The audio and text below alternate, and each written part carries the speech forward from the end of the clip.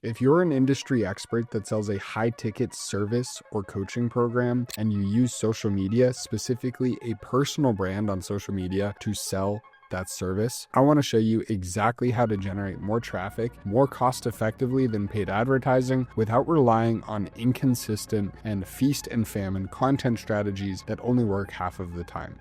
What I want to do is I want to break down with you the exact hybrid growth strategy that we've used for clients to generate over $500,000 per month off of a personal brand on Instagram. So a couple things that we get to cover in this video. First and foremost, I want to define exactly what the difference is between organic and paid marketing. Now, there's this saying, right, in social media marketing, and everybody wants to fantasize about building a personal brand where, oh, my business grows organic. I just do organic marketing. And the reality is organic is still very intentional. Organic still requires a lot of sweat equity. These aren't wild leads. These aren't business opportunities that just grow in the bushes of the mountains that we go and find. No, organic opportunities, organic marketing takes a ton of curation and intention. Right? So what is organic marketing? Organic marketing is anything that doesn't directly cost dollars. So this is creating content, right? I'm building equity. This is building relationships with people. This is going to events and connecting. It's leading with who you are and what you do and having open, candid conversations. Paid marketing would be like creating flyers and printing them out and sending them out to people. This would be like running paid advertising on Google or Facebook or LinkedIn or TikTok or just about anything else. So essentially, the difference is organic, you don't use money. Paid, you use money. Now, I know that seems elementary, but we have to understand this concept because they just get thrown around and just frankly used incorrectly, because everybody looks at organic marketing and they think, oh, organic marketing is amazing. I should just get all my leads organically. Well, number one, how the fuck are you going to do that? Like, please explain to me, walk me through, let me understand exactly how you just plan to organically build a business. You always pay with something. So if you're going to organically build your business, are you going to message 150 people every single day on Instagram? Are you going to send emails to 1,000 cold emails every single day? Are you going to go knock doors? Like, specifically, what are you doing organically without spending money on the front end to actually build your business? We still have to generate leads, right? So either you're going to go find leads, you're going to go approach them, you're going to create content and build that audience, or you're going to pay for it. So you always pay with something. There's this really interesting quote. When we see massive personal brands that seem to have created a flywheel and tons of momentum, there's this quote: technology sufficiently advanced is indistinguishable from magic. Imagine giving an iPhone to a guy 50 years ago, or giving a guy 100 years ago artificial intelligence, ChatGPT. Imagine how much they would lose their mind. Well, when someone has a personal brand where they've genuinely created brand equity, where people trust them, they know them, they like them, they trust them, they understand buying from them is a good thing, their product is reputable, they have a reputation in the industry, well, what ends up happening is they create a flywheel and they get good word of mouth traffic. But the issue is if you're still scaling to $20, $50, or $100,000 per month, even to $500,000 per month, and you don't have that brand equity yet, I've even met guys at $500,000 per month that don't have that brand equity, and it's almost unfathomable, right? And so then this word organic marketing just becomes this fancy woo-woo term like fountain of youth that's like an urban legend. It sounds so amazing, but nobody knows how to get there. So trust me, we're going to break it down. And what I want to show you guys is what I like to call the BBB, or the 3Bs of traffic, right? So there's 3 different ways you can build an audience. You can build it, you can borrow it, or you can buy it, right? You can pay to play, you can use someone else's, or you can build it yourself. Now, there's 4 different factors that I want to examine when we're looking at creating traffic for your business. So at the end of the day, what do we want? We want leads. Well, we want dollars. How do we get dollars? We get sales. How do we get sales? We get leads. How do we get sales? We have traffic, conversations. Right? And so that traffic can come again from door to door, or it can come from running Facebook ads to a lead form. So what we're going to look at is for all 3 of these different traffic sources, we need to examine how much they cost, how much time and energy they take, how clear and simple they are, and what the potential downside of each and every single one of these is. Okay. So let's go ahead and look at this. Obviously, if we're building our audience, if we're just doing it in-house, well, it doesn't cost anything. That said, it is extremely high in energy it takes to get there. It's going to require a ton of investment on the front end. How simple is it to get there? Well, if you know what you're doing, if you just go do the reps, if you actually have the conversations, it's actually pretty simple. So we can give that a check mark that it actually is a pretty direct way to build your business. And then what's the downside? What's the risk? What's the potential consequence of just building your audience? Well, the potential consequences on this are actually, I would say, relatively significant. Now, why would it be significant to just build your audience and rely on organic growth to build your business? Well, I would say that there's a couple different reasons. A couple different reasons why I would say there's a downside on building your audience is how long it might take. You don't know. Who, you don't know. Like, who do you need to talk to and how do you get in front of them? Well, it's inconsistent. It's not going to be something that is super repetitive right out the gate, which is concerning to me if I'm trying to build a business based on mechanisms and not just have this thing that works one time, right? And then the final downside here is it's all based on word of mouth or reputation, which is a good thing, but it's also a bad thing. The Bible tells us that your reputation is more valuable than gold. I believe the Quran says something about this as well. It's like reputation is the most valuable thing you own. So it's maybe we don't play with fire. It's a great thing, right? If you have brand equity, yes, awesome. Playing with that and just using that to make money is probably a high risk endeavor. Now, let's say we're going to borrow an audience, right? So let's say we want to use someone else's audience to grow our business. Well, it's going to take a little bit of money, not a ton of money, right? If we need to take someone out to dinner or we need to pay for some content for them so they feel good about working with us, whatever it is, we may need to grease the gears, one could say. How much energy this is going to take? It's going to take a good amount of energy, but not nearly as much as building your own because you can be strategic, right? And so this is where we create network effects like what Hollywood does, where if you want to be a celebrity, well, let's make sure that you get seen with other celebrities, that you get caught hanging out with other celebrities, that you get caught in other celebrities' drama, because those things are going to build notoriety around you where people are now paying attention to you because of who you're associated with. Now, there is a huge downside to this, right? Of association is a risk, right? There's a huge association risk of like, you do not have control over what someone else is doing. So you are now putting your reputation in someone else's hands. That said, it is, I would argue, one of the most direct ways to build a business. You just have to say, who's already talking to my ideal clients? How do I have a conversation with them so that their audience, my ideal clients, gets to see me having that conversation and get excited about it? Now, the last way we can generate traffic is obviously we can buy it. Of course, this is going to be the place where we spend money, right? It's linear growth. So building an audience, over time, you create a flywheel. This is the organic thing. It becomes exponential. Buying your leads or buying your traffic, this is going to be linear growth because we can't really, it's not a flywheel, right? We can get cheaper leads, but at the end of the day, it's going to be $1 in, $6 out, $1 in, $12 out. Or if you're really bad, like $1 in and half a dollar out, depending on how good you're at marketing. We've seen funnels get up to like 30x ROAS. So there's opportunity. How much energy this is going to take? I would argue that advertising takes the least amount of energy out of these three because you just have to figure out how to position yourself, who you're talking to, pain points, and you're pretty much done. Then you just have to go test it, validate it, and watch your numbers, which we'll talk about in a moment. How clear is this one? Now, I would say buying your audience or running ads is a very clear process, but there is a learning curve to it that isn't just relational. So I'm going to put this right in the middle of difficulty. So I'm going to say mid on here, just so you guys have an idea. But the clarity or the simplicity to building or to buying an audience, it's pretty clear, right? Just follow a template, follow a trend. The trick is those trends change quickly.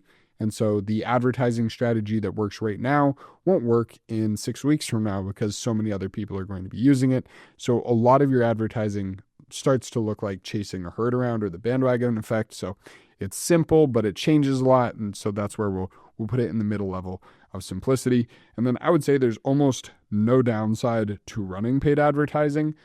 This is the most easily forgettable traffic source. The reason is you're talking to people that otherwise don't know who you are. They don't care about you. And so these people, although they're going to convert at a lower level because they don't know you, they don't like you, they don't trust you, The benefit of that is if you can get an offer to work on a cold audience, like door-to-door sales, if you're going to build, or on a cold audience, like buying it, like paid ads, then you can get an offer to work on just about anybody, right? So it's a great way to validate an offer. And if they're not working, if your ads aren't actually performing, you can just go ahead and shut them down, right? So if you're on a podcast with someone who gets exposed as a scammer, well, it's pretty hard to back out of that corner because you've already had them on your podcast and now people know about it, versus if you launch an ad and then you realize you don't want to take that angle anymore, you can just go ahead and take down that ad and kind of rescind those steps a lot easier than you can if you created a full form piece of content about it, or you were associated with someone who did something incorrect or out of integrity, right? So next couple of things that I want to talk about just in terms of traffic generation as we wrap up here is understanding direct versus indirect traffic or marketing. And so this is a really key distinction of this. Is really comes down, the rest of this video is going to be about how to understand your traffic and what it means for your business. Like, okay, is my advertising actually working? Is my marketing actually working? Am I actually making the money that I think I'm making off of my business, right? So direct traffic or direct marketing is going to look like pay-per-click. It's going to look like door-to-door. It's going to look like things where we have a direct correlation between A and B. A being the conversation or the content, and B being the sale. And so in any kind of direct marketing, we know, or direct response marketing, we know whether the thing worked or not. When we send an email that has a checkout link in it and people check out, well, we know the email worked. Versus when you make a post on social media and then someone clicks a link in your bio and then a week later they book a sales call, you don't really have any idea, which would be more indirect marketing. Now, indirect marketing does serve a purpose, right? So if we look at indirect marketing, this is great for like brand exposure or brand awareness. This is great things like billboards or think exposure ads. There's all this science about someone needs to see your brand like 12 times before they make a purchase or before they associate themselves with you. And so there is some really great opportunities for indirect.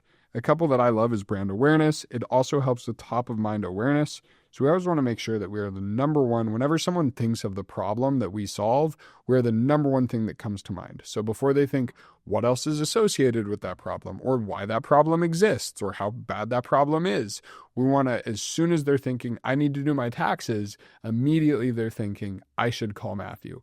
That's the goal.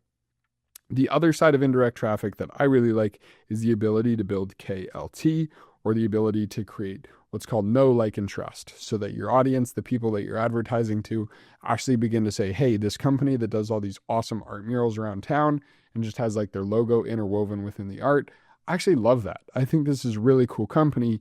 Even if they're selling arms to the Middle East, they're making these cool pieces of art and it makes me feel good. So I know, like, and trust the company. And maybe I'm just going to forget what's going on over there. Humans are creatures of comfort. And so having indirect marketing that builds KLT, showing that you have common interests, showing that you have personality, showing that you have beliefs and are a person of integrity, really absolutely key. So again, indirect marketing, great for just overall brand awareness, creating top of mind awareness of problem, solution, association. So problem, whatever thing that you get rid of, solution, you, that association needs to be very clear. That's a great benefit of indirect advertising. And of course, building KLT versus our direct advertising is going to be the thing that goes from, I did this and it led to this sale. Now, what I do see a lot before we talk about tracking is a lot of people overemphasize over here on direct marketing, direct response marketing. They're like, oh, I need to post more CTAs. I need to be doing more sales conversations. I should be more aggressive with my direct marketing, because the feedback loop between I made this email or I made this post or I sent this email and I got these sales is much shorter, right? So the feedback loop there is extremely short. So the dopamine spikes. We're like, oh, I just need to create more content and I'll be just fine. The trick here is what ends up happening is this can negatively impact our brand equity or our brand goodwill, where if we're just posting CTAs all the time, what ends up happening is the people that would want to buy from us long-term end up thinking, oh, you know what? This guy is always just posting about his offer. He's always just trying to sell me. Maybe that's actually not who I want to work with. Maybe this guy is kind of slouchier than I thought. So we do want to actually bring in quite a bit of indirect traffic, indirect marketing, indirect content. The reason we want to do this is because it shows that we are doing something more than just a sale. So this is essentially world building. So this is like direct marketing would be like trying to take your client to like have a board meeting or sit down to discuss the project, versus indirect marketing would be taking them on an experience, like taking them to dinner or doing something interesting together, like going to a conference or a mastermind, right? Or a Q&A, right? Or a panel, right? So if you're direct marketing, hey, this is what I do, this is how I do it, this is who I do it for. Do you want to work together? Yes or no? Versus your indirect marketing, this is what I'm interested in. These are the conversations I have. These are the people I know. This is what matters to me. These are the values that I have, right? So direct versus indirect marketing. Now, the last thing we need to talk about when it comes to building a personal brand and growing with this hybrid growth strategy where we're essentially combining all of the strengths of organic and paid. What I mean by this is understanding how to fish, right? Teach a man to fish instead of giving him a fish. My whole goal here is so that you don't raise your hand and you go, should I be running paid ads or should I be doing organic? It's situational, right? And that's why we have this chart right here in the middle, is because I don't know your situation. I don't know what your money looks like. I don't know what your energy looks like. I don't know what your focus looks like. You need to know those things. Okay. And once you know those things, and also reputation, right? If you have no reputation to lose, might be a great time to go risk everything, borrow a bunch of audiences, absolutely hammer home, go build up this giant audience, and maybe it falls apart, and that's okay too. Right? Versus if you're already a billionaire or you're the featured entrepreneur or you're a celebrity in other things, well, we want to be extremely careful about what kind of things we're telling people to go buy from our main audience, right? So that would be the opportunity. You already have a ton of brand credibility, a ton of brand goodwill.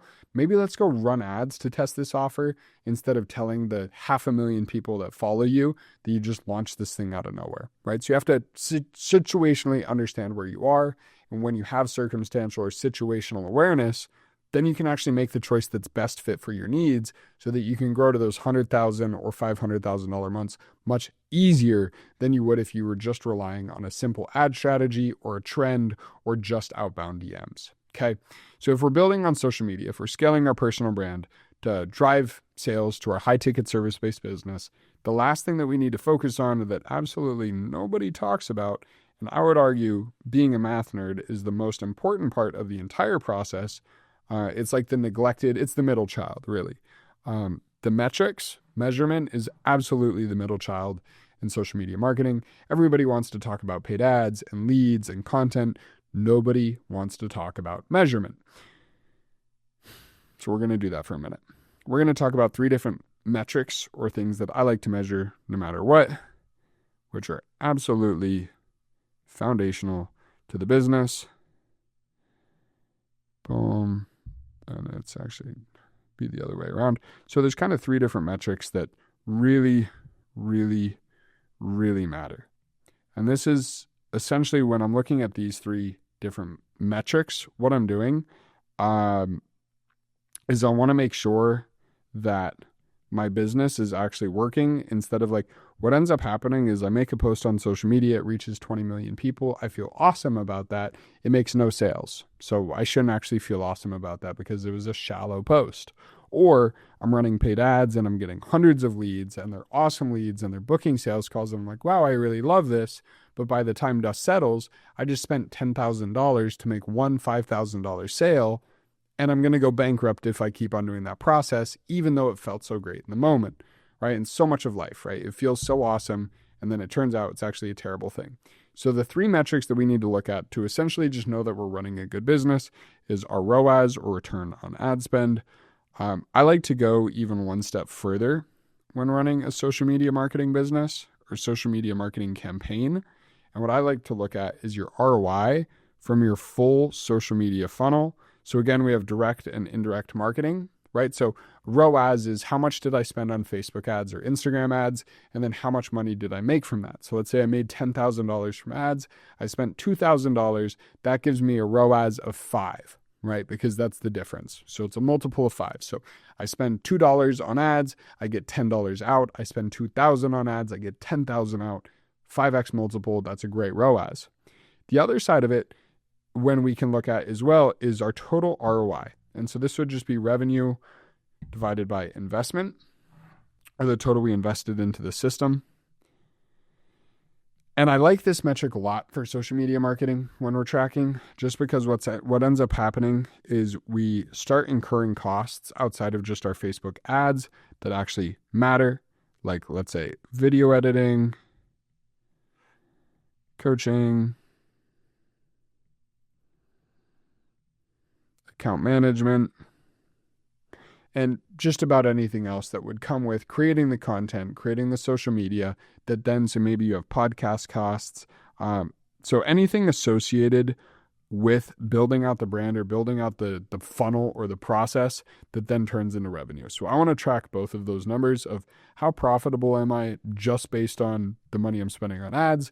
And then let me make sure that I'm also profitable, including the costs it takes me to edit my videos, to hire my coaches, and to run my account with an account manager, as well as anything else, like maybe I'm getting gifts from my podcast guests, right?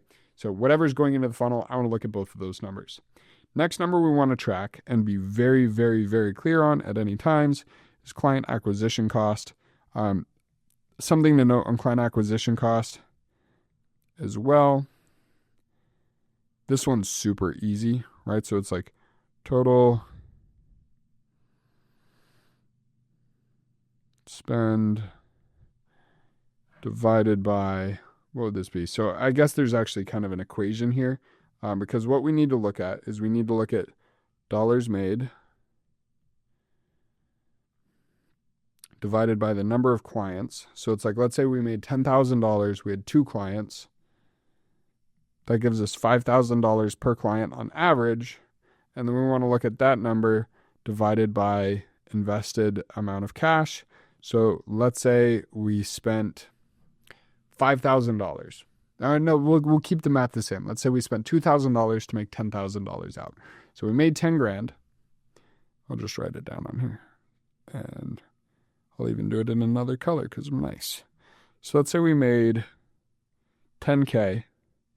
We had 2 clients. So let's say we had 2 clients at a total of 10K. So that means we had 5K per client. Right?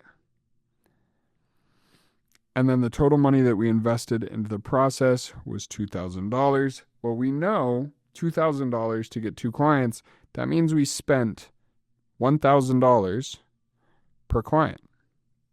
Right? So if we spent a total of $2,000 and we got 2 clients out, well, we spent $1,000 per client. It cost us $1,000 to acquire a client. Now that client, if that client's only worth $500, that's a really, really bad deal. But since that client is worth $5,000, it's actually starting to make a lot of sense because, hey, we just spent $1,000 to get paid $5,000. As long as your operating expenses on the back end are clean enough that you can afford that, that's a deal you could do all day long. In fact, that's literally the definition of printing money. So client acquisition cost is such a key metric. Something that a lot of like organic marketing people don't do is track this number because they're like, oh, well, I don't spend money on ads, so I can't track my client acquisition cost. If you're not running money on ads, but you're paying virtual assistants to send DMs every day, I would highly encourage you to look at like dollars per hour of your time spent creating your content or the time spent of your team sending cold outbound DMs. Figure that out. And so maybe it's, I'm spending, let's say it's an aggregate of $200 per hour. Let's say I'm spending 10 hours. That's $2K again. So I just spent $2,000 by investing by investing 10 hours valued at $200 per hour. So I just invested $2,000. Look at that. I can do my client acquisition cost yet again, this time just based on an hourly rate instead of a dollars spent on ads. So still super key to look at our client acquisition costs. Last thing we want to look at is our cost per lead. This one I think is the least valuable or least relevant, but still extremely important. So the difference is obviously client acquisition cost is going to be how much does it cost for us to get someone that actually pays us money, versus our cost per lead is essentially just how much does it cost us to get someone who's interested in our business or someone who we want to sell to or will attempt to sell to. The reason I like looking at cost per lead, and the way we can do this, total leads divided by dollars spent. Again, you can run this math by doing an hourly rate calculation. So sum up the total hours times the value of those hours of time. And then you can say, oh, I made 100 leads, but it cost me $1,000 because it was $100 per hour for 10 hours. Just easy math here. We want to be able to run these numbers, whether we're running paid ads or we're doing something organic. The reason we want to know our cost per lead is this is like our little floater when we're fishing, like it's the little bobble. This gives us an indication of where we're doing in the marketplace and how much people trust us, right? Because if people trust us, if our advertising is performing well, if our content's performing well, we can expect a lower cost per lead and a lower client acquisition cost. The trick is the client acquisition cost comes later on once someone's actually bought. And so we want to know on the front end if things are actually looking the way that we expect them to. The way we do that is we track CPL. And this also comes into conversion rate because if you know, hey, it takes me 5 leads to close a deal, I have a 20% close rate. Okay, well, if I have a 20% close rate and my leads are $50 per lead, then I can expect to pay $250 to acquire my next client. And then you can just kind of reinforce these different numbers. And then, of course, at the end of the day, we just always go back to ROAS or ROI. And essentially, we just want to always make sure that we're profitable in every single thing that we do. So I know this is a lot to cover. I know it's a lot of basics for some of you, but it's extremely important when we're building a high ticket business, when we're building a personal brand on social media to sell that service or to sell that high ticket product. We need to make sure we understand our traffic. And so when we understand our traffic and we understand the difference between earning it organically versus paying for it out the gate, what the risks of both of those are, what the benefits of both of those are. Last thing I'll kind of add on here as we close out with the build, borrow, and bot traffic or audience building, something that's really key. Long-term building is absolutely the key. This is the exponential flywheel. This is the word of mouth. This is the thing that lasts long-term. This is like essentially brand equity. Now that said, short-term, most effective way to get started, to get going, to actually gain momentum, essentially a foothold in the marketplace is going to be buying our way out, right? So unless you can be extremely long-sighted and you can plan 5 years from now and you can set up those relationships or you already know people that are at the top 1% of the industry that you want to be in or that already have an audience of the people that you want to work with, unless that's the case, your best bet is going to be going for a bot audience, run the ads, build out the offer, validate the offer. And then as you go, it's almost like a replacement ladder where over time you want to move more and more and more into owning your own audience. Owning the audience means you have the asset. These are your people. These people know who you are. They like you. They trust you. But the reality is when you're starting out, you just got to get out there. You just have to make something happen. So yeah, that would be, more subjective, but how I look at it is if you have the money to invest, if you're capable of investing the money, just buy the audience, run the ads, validate the offer, generate the revenue, make sure you're profitable. Once you know you're profitable, well, now we can build out the business. You can go on speaking tours. You can go invest in your community. You can go invest in your content. And now you have something that long-term can turn into a flywheel without making you go broke tonight in the process of getting there. So that's what I had for you today. Just wanted to talk to you a little bit about traffic techniques, different formats of traffic. Hopefully this video is valuable to you. It's the first video I've done in this format where I'm talking and typing on the iPad at the same time, but I really enjoyed it. It was quite fun. Of course, as always, like, subscribe, comment down below your favorite part of this video. Let me know what you're taking away. If you'd like to see more content like this, please let me know. And of course, if you are a industry expert with a high ticket service or info product, you're scaling on social media with a personal brand, go ahead and drop me a DM on Instagram and just say the word personal brand. Just send me that DM personal brand. I'll know where you came from. We can have a conversation about me helping you scale your business. Thank you. I'll see you in the next one. Peace.